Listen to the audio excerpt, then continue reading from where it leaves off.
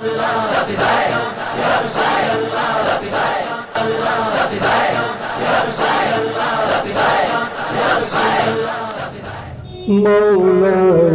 صل وسلم دائما ابدا على حبيبك خير الخلق كلهم امن تذكر الرحمن الرحيم يا ايها الذين امنوا اتقوا الله وكونوا مع الصادقين صدق الله مولانا العظيم وبلغنا رسوله النبي الأمين المختار الكريم ونحن على ذلك لمن الشاهدين والشاكرين الحمد لله رب العالمين بکار خیش حیرانم بغسنی یا رسول اللہ پریشانم بغسنی یا رسول اللہ شہاب کس نوازی کن طبیبہ چارہ سازی کن مریض درد رسیانم بغسنی یا رسول اللہ غوث اعظم بمد بے سر و سامہ مدد قبلہ بھی مدد کعبہ ایماں مدد. آئیے ہمارا آپ سب سے پہلے اپنی اور ساری کائنات کے مرکز عقیدت ارواحنا فداء صلی اللہ تعالی علیہ وسلم کی بارگاہ بے کس پناہ میں درود پاک کی نظریں پیش کرنے پڑھیں. اللہم صلی علی سیدنا و مولانا محمد معدن الجود والکرم منبع العلم والحلم والحکم وعلی آلہ واصحابہ وبارک وسلم صلاۃ و سلاما علیک یا حبیبی یا رسول اللہ صلی اللہ تعالی علیہ وسلم. حاضرین محترم، ماہ محرم الحرام کے ابتدائی ایام چل رہے ہیں اور اس ماہ مبارک کو نسبت ہے سید الشہداء سیدنا امام علی مقام امام حسین رضی اللہ تعالی عنہ کی شہادت سے. اسی مناسبت سے میں نے ضروری سمجھا کہ سید الشہداء سیدنا امام علی مقام امام حسین رضی اللہ تعالی عنہ اور اہل بیت اطہار کی عظمت اور رفعت کے حوالے سے کچھ باتیں آپ کی خدمت میں پیش کروں اور ہمارا شمار بھی ان لوگوں میں ہو جائے جو سیدنا امام علی مقام امام حسین رضی اللہ تعالی عنہ اور اہل بیت اطہار کے مداحاں ہیں. حضرین محترم، تاجدار کائنات حضور رحمت عالم صلی اللہ تعالی علیہ وسلم کے نواسے ہیں، آقا علیہ الصلاۃ و تسلیم کے چہیتے بیٹے ہیں سیدنا امام حسین رضی اللہ تعالی عنہ، اور حضور سے تعلق، حضور سے رشتہ ایسے مقام پر فائدہ پہنچائے گا جہاں کوئی کسی کو نہیں پوچھے گا. میدان محشر میں لوگ نفسی نفسی کے عالم میں ہوں گے اور اس وقت کوئی تعلق، کوئی نسبت، کوئی رشتہ، کوئی قرابت داری جو ہے کسی کے کام نہیں آئے گی. بلکہ قرآن تو فرماتا ہے کہ ماں اپنے بیٹے سے بھاگے گی، بیٹا باپ سے بھاگے گا، باپ بیٹے سے بھاگے گا، رشتہ دار ایک دوسرے کو جو ہے پہچاننے سے انکار کر دیں گے، ایک دوسرے کی طرف متوجہ نہیں ہوں گے، اور رشتہ دار جو ہے وہ ایک دوسرے کی نیکیاں حاصل کرنے کی کوشش کریں گے. حاضرین محترم، حضرت سیدنا عبداللہ ابن مسعود رضی اللہ تعالی عنہ سے یہ روایت مروی ہے کہ حضرت سیدنا عبداللہ ابن مسعود رضی اللہ تعالی عنہ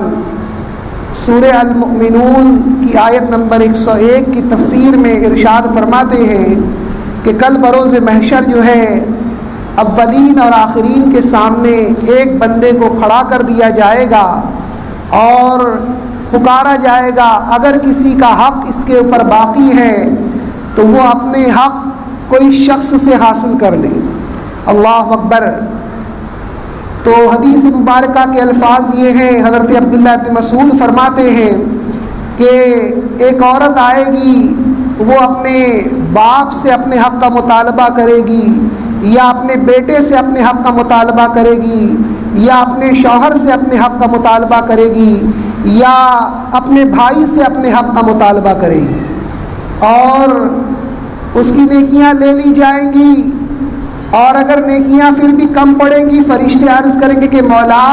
اس کی نیکیاں، اس کے نام اعمال میں نیکیاں باقی نہ رہیں، اللہ تبارک و تعالیٰ ارشاد فرمائے گا کہ اس کے نام اعمال میں جو اہل حق ہیں ان کی برائیاں ڈال دو، تو وہ نیکی دینے کے لائق نہیں ہوگا، تو اس کے نام اعمال میں برائیاں ڈال دی جائیں گی صاحب حق کی، اور جو ہے اس کو گھسیٹتے ہوئے جہنم میں داخل کر دیا جائے گا۔ یہ حال ہوگا کل بروز محشر۔ یہ حق کا مطالبہ کرنے والے کون لوگ ہوں گے؟ حضرت عبداللہ ابن مسعود فرماتے ہیں یہ کوئی غیر نہیں ہوں گے، بیوی ہوگی جو اپنے شوہر سے حق کا مطالبہ کرے گی، بیوی اپنے باپ سے اپنے حق کا مطالبہ کرے گی، بیوی جو ہے اپنے بھائی سے اپنے حق کا مطالبہ کرے گی، بیوی اپنے بیٹے سے اپنے حق کا مطالبہ کرے گی۔ اور خود قرآن فرماتا ہے کہ جب دوسرا سور پھونکا جائے گا اس وقت جو ہے رشتے منقطع ہو جائیں گے۔ تو کل بروز محشر یہ حال ہوگا،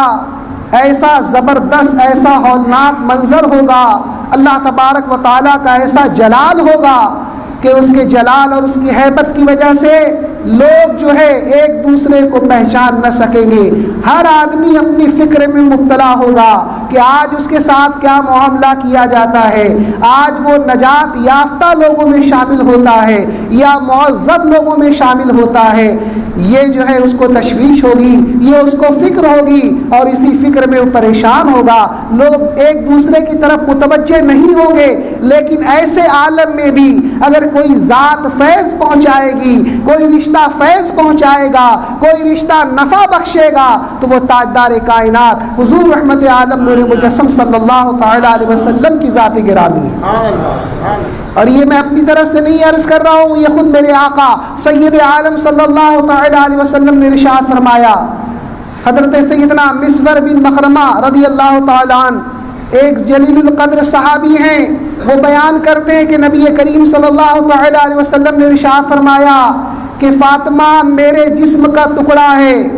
جو چیز اس کو غضبناک کرتی ہے وہ مجھے بھی غضبناک کرتی ہے، جس کی وجہ سے اسے غصہ آتا ہے اس چیز کی وجہ سے، اس بات کی وجہ سے مجھے بھی غصہ آتا ہے، اور جو چیز میری بیٹی فاطمہ کو راضی کرتی ہے، خوش کرتی ہے، وہ چیز مجھے بھی خوش کرتی ہے، مجھے بھی راضی کرتی ہے۔ پھر آگے آقا علیہ الصلوۃ والتسلیم ارشاد فرماتے ہیں کہ کل بروز محشر سارے تعلقات منقطع ہو جائیں گے، سارے رشتے منقطع ہو جائیں گے، سوائے میرے تعلق کے، سوائے میرے نسب کے، سوائے میرے سسرالی رشتے کے۔ تین چیز باقی رہے گی، میرے آقا نے فرمایا کہ میرا تعلق وہ فیض پہنچائے گا، میرے نسب کا تعلق وہ لوگوں کو فیض پہنچائے گا، میرے سسرال کا تعلق وہ جو ہے لوگوں کو فیض پہنچائے گا۔ لوگ جو ہے اللہ تبارک و تعالیٰ کے غضب سے، اللہ تبارک و تعالیٰ کے عذاب سے، ان تعلقات کی وجہ سے، ان نسبتوں کی وجہ سے محفوظ رہیں گے۔ آپ اندازہ فرمائیں کہ وہ میدان محشر جب باپ بیٹے کو نہیں پہچانے گا، ماں بیٹے کو نہیں پہچانے گی، رشتہ دار ایک دوسرے سے بھاگیں گے، اس وقت جو ہے تاجدار کائنات حضور رحمت عالم نور مجسم صلی اللہ تعالی علیہ وسلم کا رشتہ جو ہے لوگوں کو فیض پہنچائے گا۔ اس تعلق کی وجہ سے، اس رشتے کی وجہ سے لوگوں کی مشکلات آسان ہوں گی۔ اور یہی تعلق حاصل کرنے کے لیے حضرت سیدنا امیر المؤمنین سیدنا عمر فاروق اعظم رضی اللہ تعالی عنہ نے حضرت سیدہ ام کلثوم بنت علی رضی اللہ تعالی عنہ سے نکاح فرمایا۔ حضرت سیدہ ام کلثوم بنت علی رضی اللہ تعالی عنہ جو ہے یہ حضرت علی رضی اللہ تعالی عنہ کی صاحبزادی ہیں، اور ان کی والدہ حضرت سیدہ فاطمہ الزہرا رضی اللہ تعالی عنہ ہیں۔ تو حضرت عمر فاروق اعظم رضی اللہ تعالی عنہ نے حضرت علی رضی اللہ تعالی عنہ کی خدمت میں جو ہے ان سے نکاح کا، ان سے رشتے کا پیغام بھجوایا۔ اس وقت جو ہے حضرت سیدہ ام کلثوم رضی اللہ تعالی عنہ کی عمر کم تھی، حضرت سیدنا عمر فاروق اعظم رضی اللہ تعالی عنہ کی عمر زیادہ تھی۔ حضرت علی رضی اللہ تعالی عنہ نے فرمایا کہ امیر المؤمنین یہ ان کی عمر ابھی کم ہے۔ حضرت عمر رضی اللہ تعالی عنہ نے اصرار کیا اور فرمایا کہ جو کرامت اور جو فضیلت مجھے ان کی وجہ سے حاصل ہونے والی ہے، کوئی اور شخص اس سے زیادہ اس کا تمنائی نہیں ہے، اس بات کا خواہش مند مجھ سے زیادہ کوئی نہیں ہے۔ حضرت علی رضی اللہ تعالیٰ عنہ سے جب آپ نے اصرار کیا تو آپ نے فرمایا کہ میں ان کو بھیجتا ہوں، اگر وہ راضی ہو جاتی ہیں تو آپ ان سے نکاح فرما لیں۔ حضرت علی رضی اللہ تعالیٰ عنہ نے حضرت سیدہ ام کلثوم رضی اللہ تعالیٰ عنہ کو بھیجا۔ حضرت عمر رضی اللہ تعالیٰ عنہ کی بارگاہ سے جب حاضر آئیں تو حضرت علی رضی اللہ تعالیٰ عنہ نے فرمایا کہ بیٹی، میں نے تم کو جو ہے ان کے نکاح میں دے دیا، وہ تمہارے شوہر ہیں۔ تو اس طرح سے حضرت علی رضی اللہ تعالیٰ عنہ نے حضرت سیدہ ام کلثوم رضی اللہ تعالیٰ عنہ کو حضرت عمر فاروق اعظم رضی اللہ تعالیٰ عنہ کے رشتے میں دے دیا، ان کے نکاح میں دے دیا۔ جب یہ نکاح ہو گیا، یہ رشتہ ہو گیا، تو حضرت امیر المؤمنین سیدنا عمر فاروق اعظم رضی اللہ تعالیٰ عنہ مسجد نبی میں تشریف لائے، اور مسجد نبی میں تشریف لانے کے بعد آپ نے ارشاد فرمایا کہ لوگوں مجھے مبارکباد دو۔ صحابہ کرام اور تابعین عظام جو اس وقت موجود تھے انہوں نے عرض کیا کہ امیر المؤمنین آپ کو کس بات کی مبارکباد دوں؟ تو آپ نے فرمایا کہ میں نے حضرت سیدہ ام کلثوم رضی اللہ تعالی عنہا سے نکاح کیا ہے، حضرت سیدہ فاطمہ الزہرا کی شہزادی سے نکاح کیا ہے، اور حضرت امیر المؤمنین سیدنا عمر فاروق اعظم رضی اللہ تعالی عنہ آگے ارشاد فرماتے ہیں کہ میں نے نبی کریم صلی اللہ تعالی علیہ وسلم سے سنا کہ آقا کائنات سید عالم صلی اللہ تعالی علیہ وسلم ارشاد فرماتے ہیں کہ کل بروز محشر سارے رشتے منقطع ہو جائیں گے، سارے تعلقات منقطع ہو جائیں گے، سوائے میرے تعلق کے، سوائے میرے نسب کے، سوائے میرے سسرالی رشتہ داری کے۔ تو حضرت عمر فاروق اعظم رضی اللہ تعالیٰ عنہ فرماتے ہیں کہ مجھے نبی کریم صلی اللہ تعالیٰ علیہ وسلم سے تعلق کا شرف بھی حاصل ہے، نسب کا بھی جو شرف ہے کہ میرا نسب بہت آگے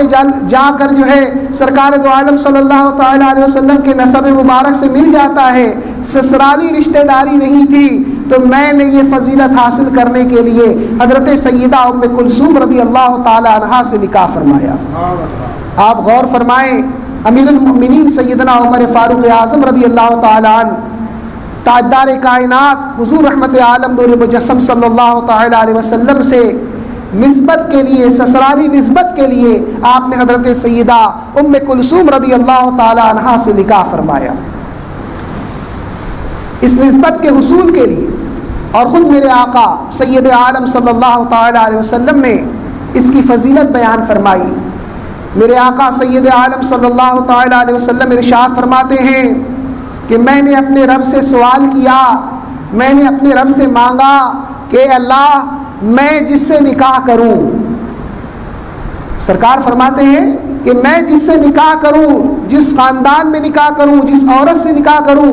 یا میں کسی کے ساتھ نکاح کا رشتہ کروں یا مجھ سے کوئی نکاح کا رشتہ کرے، یعنی میں اپنی بیٹیاں جو ہے کسی کے ساتھ نکاح کے رشتے میں منسلک کر دوں یا میں کسی سے نکاح کروں، تو اے اللہ تو ایسے شخص کو جنت میں میرے ساتھ فرما دے۔ حضور نے اللہ رب العزت کی بارگاہ میں سوال کیا، عرض کی کہ مولا ایسے شخص کو جس سے میں نکاح کروں، جس کے خاندان میں میں نکاح کروں، یا میں اپنی بیٹیوں کو اس خاندان میں دوں، مولا تو ان کو جو ہے جنت میں میرے ساتھ کر دے۔ حضور علیہ الصلوۃ والتسلیم نے فرمایا کہ اللہ تبارک و تعالیٰ نے میری اس عرض کو قبول فرما لیا۔ پتہ چلا کہ وہ شخص،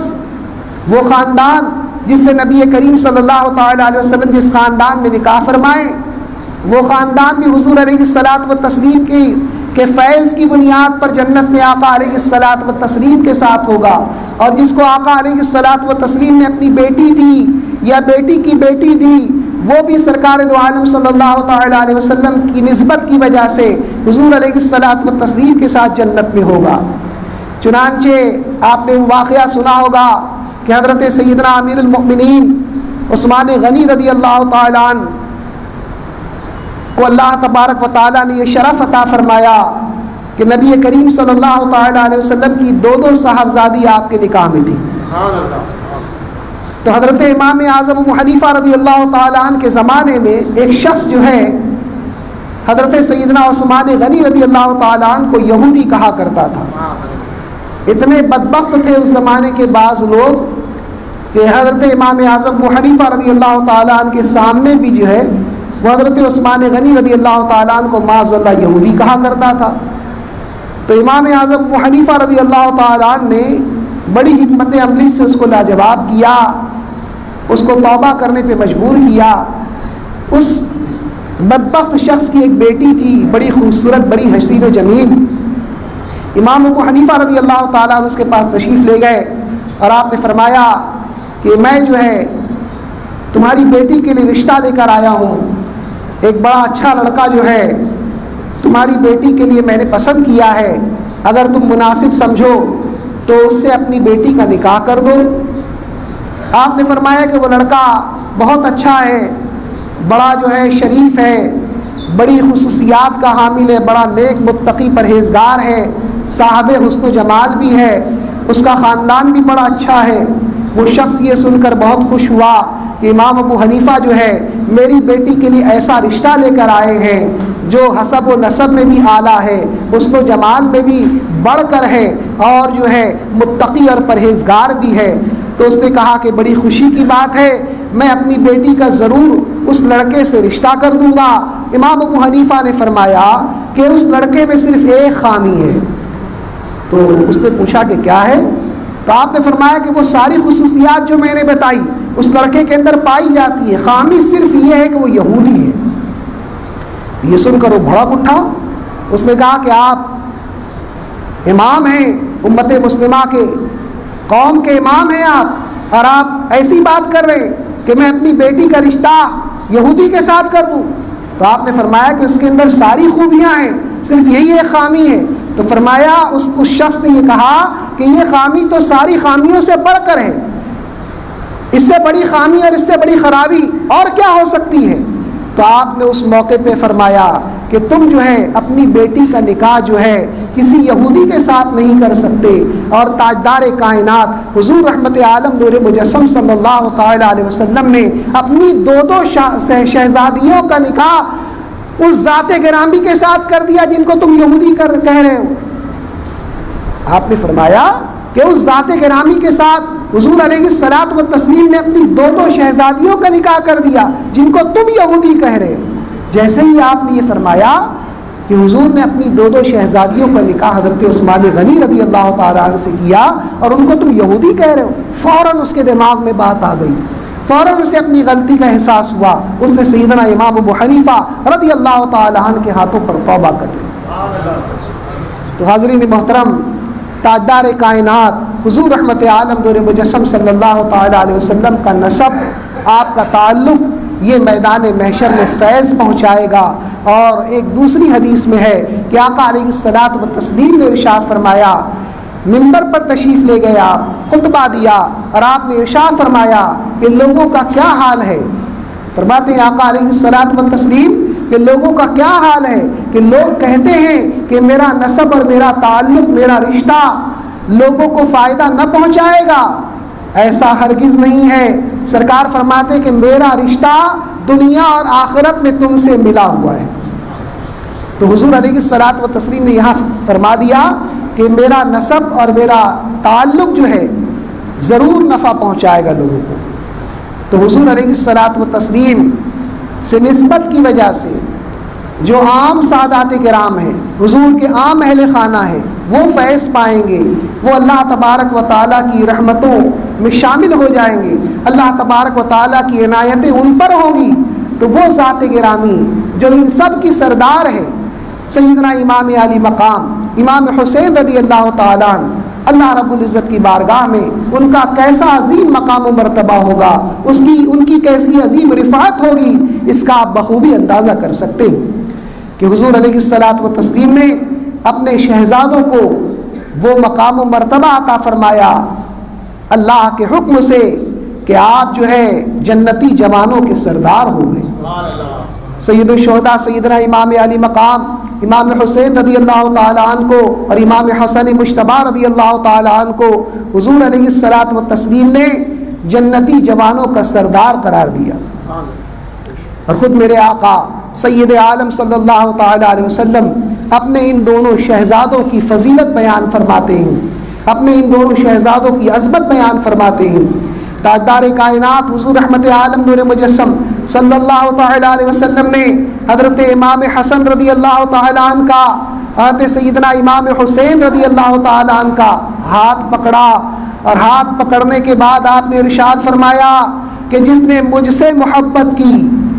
اور ان دونوں شہزادوں سے محبت کی اور ان کی والدہ اور ان کے والد سے محبت کی، کل بروز محشر جنت میں وہ میرے درجے میں میرے ساتھ ہوگا۔ صرف سرکار نے یہ نہیں فرمایا کہ جنت میں ہوگا، میرے آقا فرماتے ہیں کہ جنت میں میرے درجے میں میرے ساتھ ہوگا۔ وہ خوش نصیب انسان جو مجھ سے محبت کرے گا، ان دونوں شہزادوں سے محبت کرے گا، ان کے والد حضرت علی رضی اللہ تعالی عنہ سے محبت کرے گا، ان کی والدہ حضرت سیدہ فاطمۃ الزہرا رضی اللہ تعالی عنہا سے محبت کرے گا۔ میرے آقا فرماتے ہیں کہ اس محبت کی بنیاد پر کل بروز محشر جنت میں وہ میرے درجے میں میرے ساتھ ہوگا۔ یہ ان شہزادوں کا مقام و مرتبہ ہے کہ جو ان سے محبت کرے گا وہ بھی جو ہے اللہ تبارک و تعالیٰ کی محبت کا مستحق ہو جائے گا، وہ بھی اللہ کا محبوب بن جائے گا۔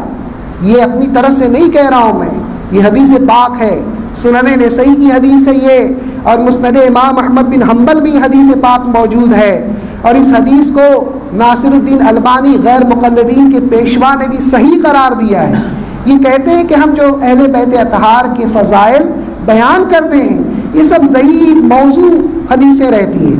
اہل بیت اطہار کو کوئی عظمت حاصل نہیں ہے، اس لیے میں نے ریفرنس دے دیا کہ اس حدیث کو امام نسائی نے بھی نقل کیا ہے، امام احمد بن حنبل نے مسند میں نقل کیا ہے، اور اسی حدیث کو البانی نے بھی صحیح قرار دیا ہے۔ حدیث کے الفاظ یہ ہیں کہ حضرت سیدنا اسامہ بن زید رضی اللہ تعالی عنہ ایک رات حضور اقدس صلی اللہ تعالی علیہ وسلم کی خدمت میں حاضر ہوئے۔ حضور اقدس صلی اللہ تعالی علیہ وسلم نے اپنے جسم مبارک سے کوئی چیز چمٹا رکھی تھی، تو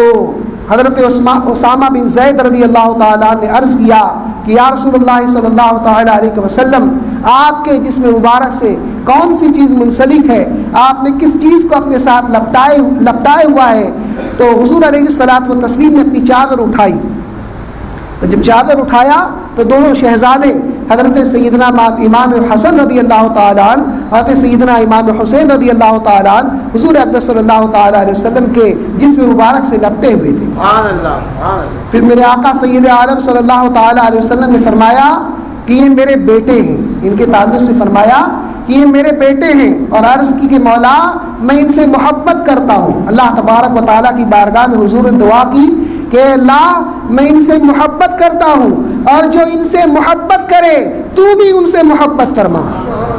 صرف یہ نہیں فرمایا کہ مولا میں ان سے محبت کرتا ہوں، آگے ارشاد فرمایا کہ جو ان دونوں شہزادوں سے محبت کرے گا مولا تو بھی ان سے محبت فرما۔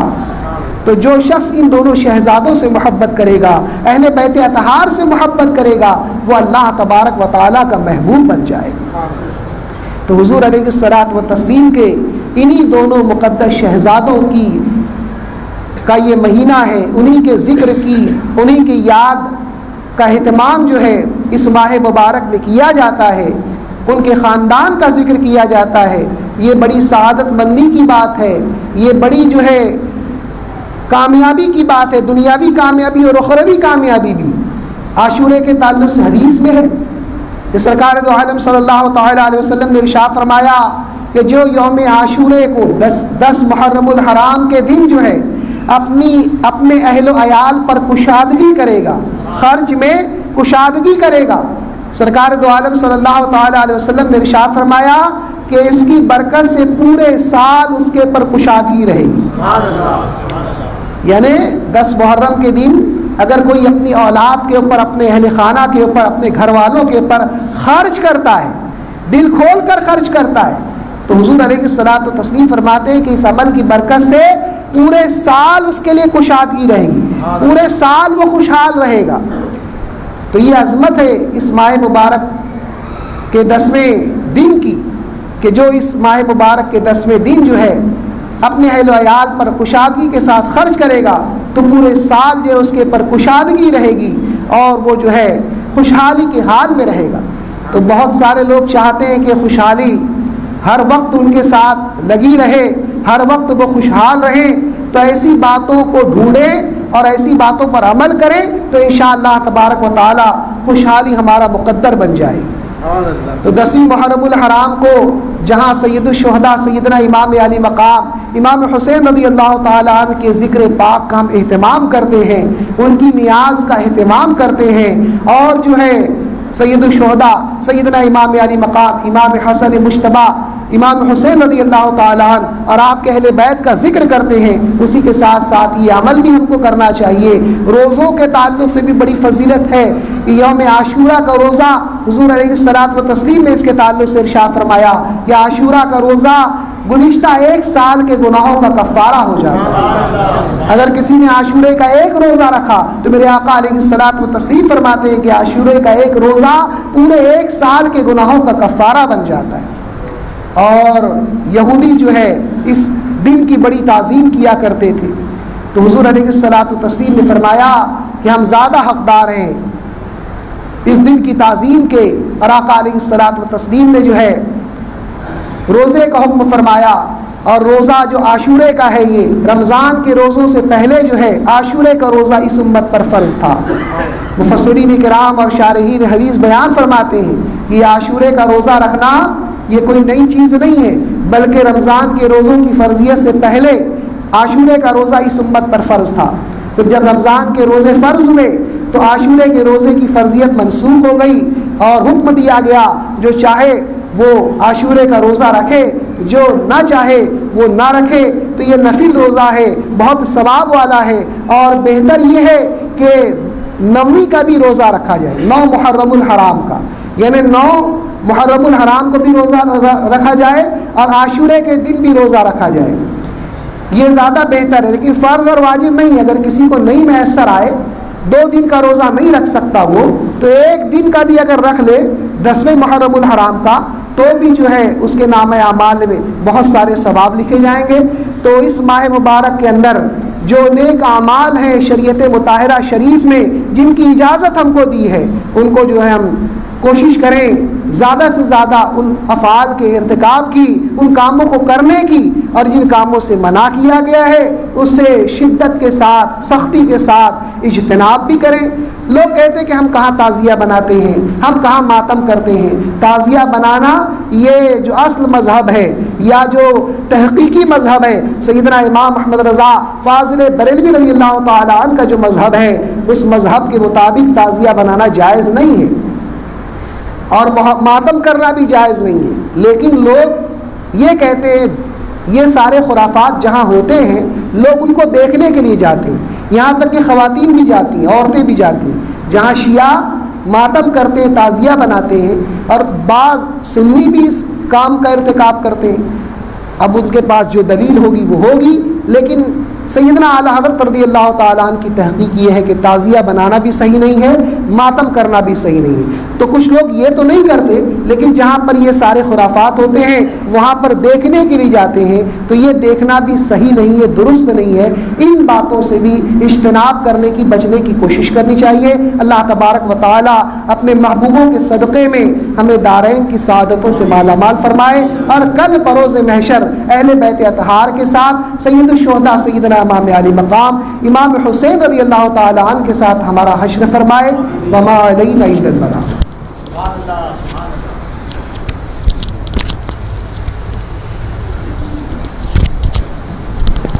سب کو صحیح کرنا تھا، آپ معمار ملت چینل کو سبسکرائب کریں، لائک کریں، اور اپنے مفید مشوروں سے، کمنٹ سے، مثبت کمنٹ سے ہمیں نوازیں۔ آپ سے گزارش ہے کہ اس چینل کو زیادہ سے زیادہ سبسکرائب کریں تاکہ ہم ہمارے پیغام کو دنیا کے کونے کونے تک پہنچا سکیں۔